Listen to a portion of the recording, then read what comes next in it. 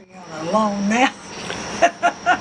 All right, talking about neighbors helping neighbors. Can you recall some incidents from your early childhood about that type thing? Yes, if a person was sick and couldn't get crops in, neighbors would come together and they'd hold the corn out, they'd cut the tobacco, or anything that needed to be done, people would come together and do it. If they had to have a barn built, a lot of them would come, help put the barn up, and they'd bring food and everything. It's kind of like a get-together, but the barn got built and the work got done.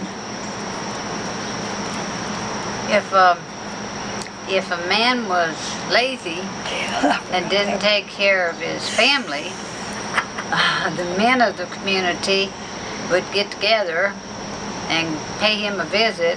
They'd leave switches on the back And porch. they would warn him by leaving a bunch of switches on the back porch or front porch.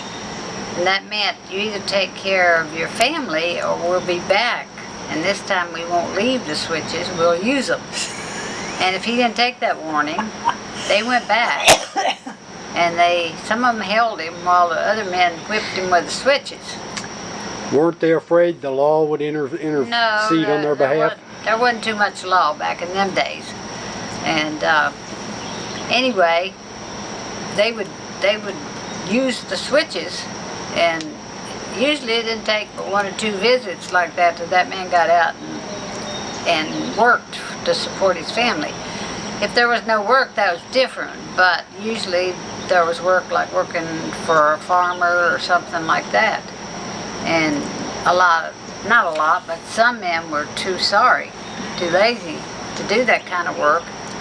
And if they didn't, they got paid visits. And it didn't take too many of them for them men to start working and supporting their family. But you can't find too much that to be done today. But I imagine even if there was law back then, they wouldn't have bothered them. No, they wouldn't have. They'd been right party to it. They probably would have. It went right with them. But we know that to be a fact.